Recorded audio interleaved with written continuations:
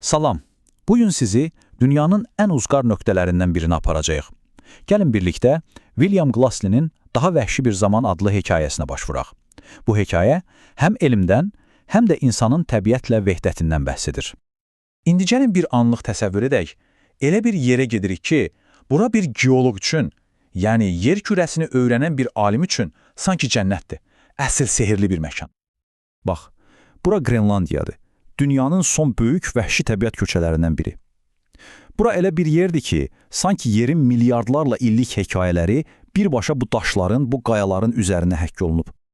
Və Glassley deyir ki, bir geoloq üçün Qrenlandiya əsl arzudur.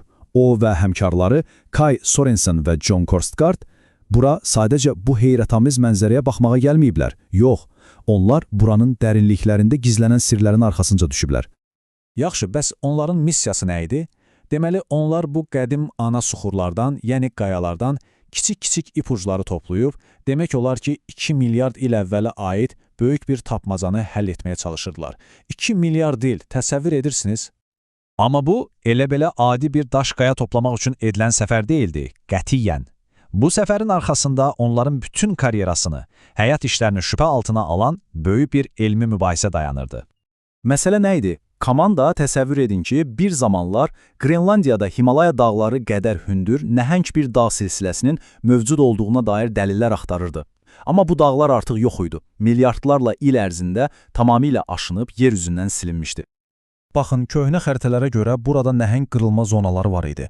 Yəni, alimlər düşünürdülər ki, qədimdə qitələr məhz bu nöqtələrdə toqquşub və parçalanıb və bütün mübahisənin mərkəzində dayanan yer də məhz bu xəritədə gördüyünüz Nordre-Stone Fjord qırılma zonası idi. Amma sonra nə oldu? Tamamilə yeni bir elmi məqalə ortaya çıxdı və hər şeyi alt-üst etdi.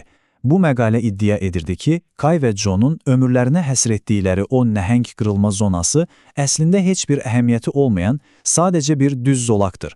Bu, onların 10 illiklər boyu apardığı işin üstündən xətt çəkmək demək idi.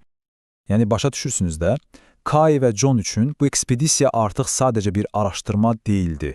Bu, onların öz adlarını, öz elmi irslərini təmizə çıxarmaq üçün bir səyahət idi. Risklər həddindən artıq böyük idi, həm peşəkar, həm də şəxsi mənada. İndi gəlin baxaq, onlar bu mübahisəni həll etmək üçün nə etdilər? Komanda cavabları birbaşa daşların özündə axtarmağa qərar verdi.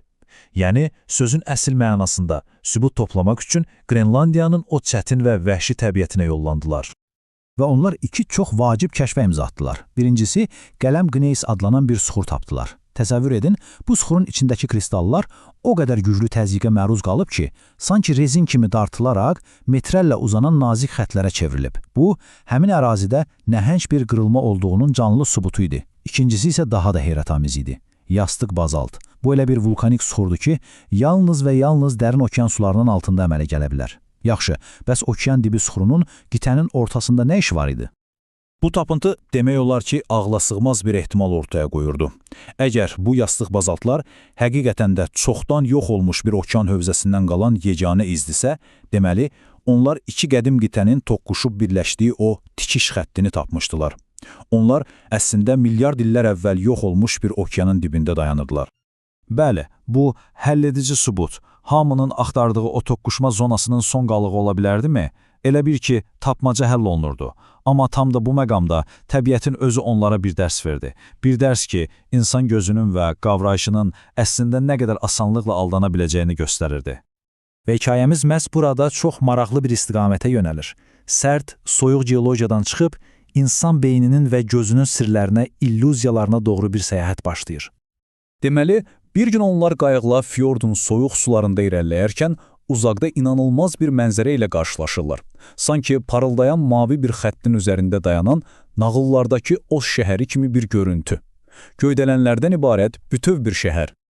Həqiqətən də bu görüntü kilometrlərlə enə və yüzlərlə metr hündürlüyə malik kimi görünürdü. Arktikanın bu kimsəsiz vəhşi təbiətinin ortasında belə bir megapolisin olması tamamilə qeyri-mümkün idi. Bəs bu nə idi axı? Bu, heyrətamiz hadisənin elmi adı Fatamorganadır. Bu, fərqli temperaturlu hava təbəqələrindən keçən işığın qəribə şəkildə sınması nəticəsində yaranan mürəkkəb bir miraj, yəni ilğımdır. Bu adın özü də folkloradan, sehirbaz nağıllarından gəlir və bunun çox yaxşı bir səbəbi var. Çünki gördükləri şey əsl sehir kimi idi. Və reallıq isə sadəcə ağla sığmaz idi. O nəhəng, uzaqda görünən şəhər əslində heç də uzaqda değildi. O, demək olar ki, bir qol məsafəsində, düz onların gözünün qarşısında havada asılı qalan kiçicik, qələm kimi nazik bir işıq oyunuydu.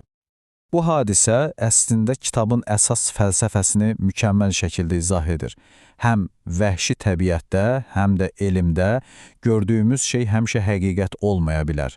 Sərhədlər bəlkə də sadəcə bir illüziyadır. Əgər gözün bu qədər asanlıqla aldana bilirsə, bəlkə də bizim elmi əminliklərimiz də eyni dərəcədə kövrəkdir. Və beləcə bu səyahət sadəcə elmi cavablar axtarışından daha dərin bir məna kəsb etməyə başlayır. Bu, həm də insanın kainatda, bu dünyadakı yerini anlamaq cəhdinə çevrilir. Bax, bu fotoda John və Kay buzun kənarına doğru gedirlər. Klasli də bu qədim, əzəmətli mənzərənin içində tək qaldıqca, özü ilə ətrafındakı vəhşi təbiət arasındakı sərhədlərin yavaş-yavaş əriyib, yox olduğunu hiss edir. Və bir gün tək başına gəzintiyə çıxanda, onun həyatını dəyişən bir an yaşanır. O, bir şahinlə göz-gözə gəlir. Bu, heç bir insanın təsiri olmayan, saf, ram edilməmiş, vəhşi təbiətin özü ilə bir anlıq bir təmas idi. O deyir ki, mən indicə vəhşi olmağın nə demək olduğunu ən saf formada hiss etdim. Və kitabın bizə çatdırmaq istədiyi əsas fikir də budur. Əgər biz bu vəhşi təbiəti, bu toxunulmamış yerləri itirsək, öz köklərimizi tapmaq, həm bir insan kimi, həm də bütöv bir növ olaraq, demək olar ki, qeyri-mümkün olacaq. Çünki bəzən ən obyektiv elmi axtarışlar belə bizə ən dərin şəxsi həqiqətləri aparıb çıxarır. Vəhşi təbiət bizə təkcə dünyanın necə işlədiyini öyrətmir, həm də o dünyanın içində bizim kim olduğumuzu xatırladır.